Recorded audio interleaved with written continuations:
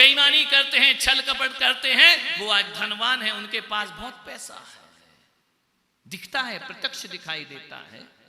लेकिन मैं आपसे इतना ही निवेदन करना चाहता हूं कि जो छल कपट से धन दौलत दिख रही है ना, उसे भी देखो। तुम चोरी करोगे तो ऐसा थोड़ी है कि भगवान तुमको शाम को सजा देगा। ऐसा कोई है क्या दुनिया में? किसी आदमी ने धोखा किया तो आप क्या सोचते हैं कि धोखा करने वाला आनंद में नहीं जी सकता है, मौज मस्ती में वो भी जी सकता है। बेईमानी से पैसा कमाएगा, हो सकता है कि ईमानदार के पास उतना बड़ा बंगला ना हो, उतनी बड़ी मोटर ना हो, कार ना हो, भवन ना हो, लेकिन ध्यान रखना, बेईमानी से अर्जित तो वह सब कुछ कर लेता है, छल कपट से अर्जित तो वह सब कुछ कर लेता है। लेकिन आप एक बात जीवन में ध्यान रखना, उसके पास बहुत कुछ है लेकिन छल से प्राप्त हुआ है। मानिए भाई, सोचें,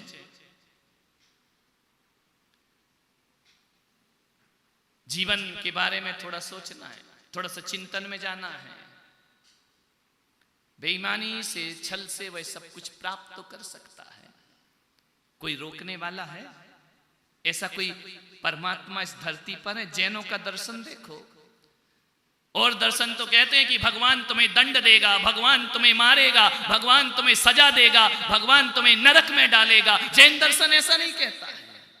जैन दर्शन कहता है तुमको जैसे जीना है जियो, क्या फर्क पड़ता है? तुम छल से भी जी सकते हो, तुम निश्चल भी जीवन जी सकते हो, कोई तुम्हारा कुछ ना बिगाड़ेगा। कोई हत्या करके भी खुशी मना सकता है और कोई अहिंसा में भी खुशी मना सकता है, कोई छल कपट से भी खुशी मना लेता है, कोई निष्कपट भाव से भी खुशी मना सकता है। कोई किसी, ऐसा कहीं सुना है आपने कि किसी ने दुकान में बेईमानी की और सवेरे उठ करके देखा तो उसका अंगूठा किसी ने काट दिया? ऐसा कभी देखा है क्या? कभी नहीं होता है। किसी ने हत्या की और दूसरे दिन उसकी गर्दन कट गई हो, ऐसा कभी नहीं हुआ करता है। ध्यान रखना, कोई परमात्मा तुम्हें सजा देने वाला नहीं है, और यदि परमात्मा सजा देने वाला होता तो यहां तुम गलत करते हो, वहां सजा तुम्हें। परमात्मा कोई कोर्ट थोड़ी है कि पेशी पर पेशी बढ़ाते रहेगा, अभी नहीं बाद में मिलेगी, अगली बार आओ, अगली बार आओ। परमात्मा ऐसा नहीं हुआ करता है, ध्यान रखना है। कोई परमात्मा ऐसा नहीं जो तुम्हें सजा देगा। तुम झूठ बोलो तो कौन तुम्हें मारने वाला है? कोई तुम्हें चोरी करो तो कौन तुम्हें सताने वाला है? कोई कुछ नहीं करेगा।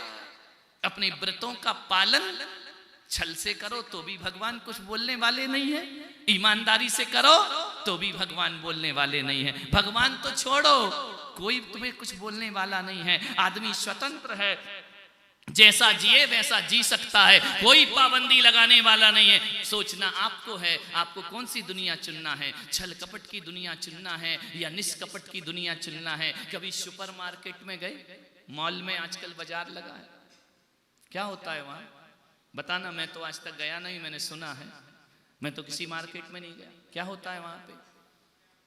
बोलो, सुपर मार्केट में क्या होता है, मॉल में क्या होता है? सामान लेने जाओ तो बोलो, सारा सामान रखा है ना पूरा। मैंने देखा नहीं है, बिना देखे बता रहा हूं कि सारा सामान वहां लगा रहता है, जिसको जो उठाना है ट्राली में डालते जाओ, डालते जाओ, डालते जाओ। अब तुम्हें जहर डालना है तो भी दुकानदार कुछ नहीं कहेगा, अच्छी चीजें डालना है तो भी दुकानदार कुछ नहीं कहेगा।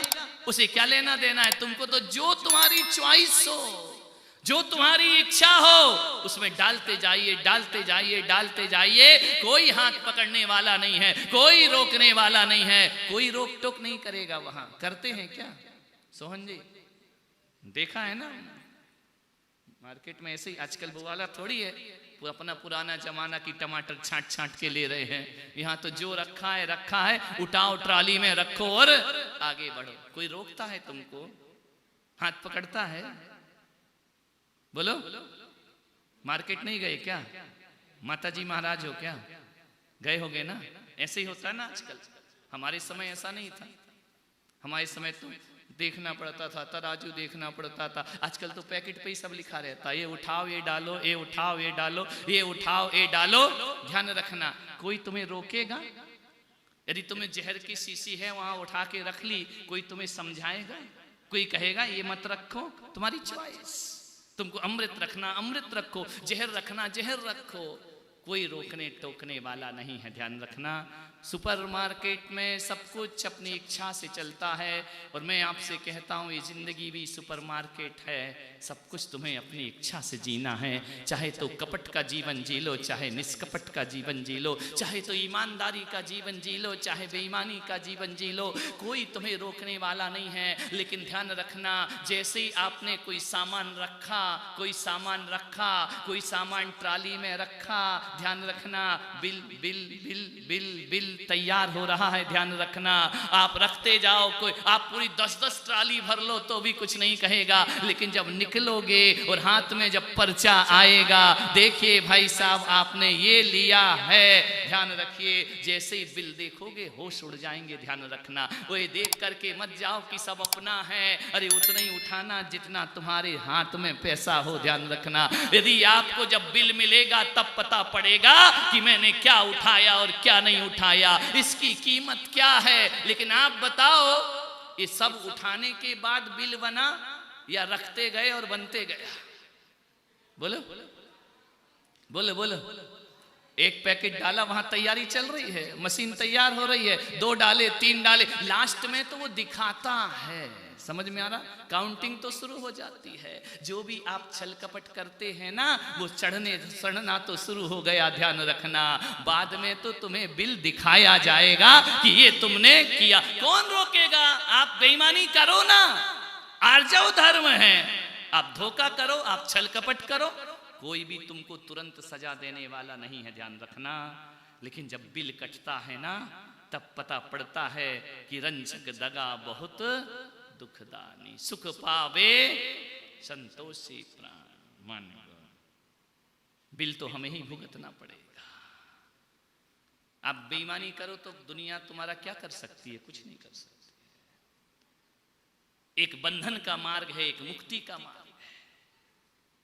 ईश्वर यदि तुमसे कहे कि पाप मत करो, और मैं भी तुमसे कहूं कि पाप मत करो, तो कहते समय मैं इतना तो रखूंगा अपने दिमाग में कि 99% तो करेंगे, ध्यान रखना, करेंगे। कितना भी मना करो, 99% पाप करेंगे। 1% उम्मीद रख सकता हूं कि ये पाप नहीं करेंगे। 99% तो आप पाप करेंगे। फिर उसमें ना ईश्वर कुछ करेगा, ना गुरु कुछ करेंगे, ना भगवान कुछ करेगा। ध्यान रखना है। आपसे इतना ही निवेदन है, यदि मुक्ति चाहते हो तो इन चीज़ों को छोड़ दो, और बंधन चाहते हो इन चीज़ों को स्वीकार करते रहो। यह जैन धर्म इतनी बड़ी स्वतंत्रता देता है। वो नहीं कहता कि तुम मेरी शरण में आओ तो मैं पाप से मुक्त कर दूंगा। भगवान नहीं कहते मैं तुम्हें पाप की सजा दूंगा। कुछ नहीं करता जैन दर्शन का ईश्वर। वह तो सिर्फ कहता है कि अशुभ करोगे तो अशुभ फल पाओगे, और शुभ करोगे तो शुभ फल पाओगे। सरलता में जियोगे, सहज हो जाओगे, परमात्मा के दर्शन हो जाएंगे। ध्यान रखना, कोई पाबंदी नहीं है। शिविर में आप सब बैठे हैं, ध्यान रखिए, कोई दिक्कत नहीं। जैसा जीना है वैसा जियो, जैसा करना है वैसा करो। न भगवान पाबंदी लगा सकता है, न मैं पाबंदी लगा सकता हूं।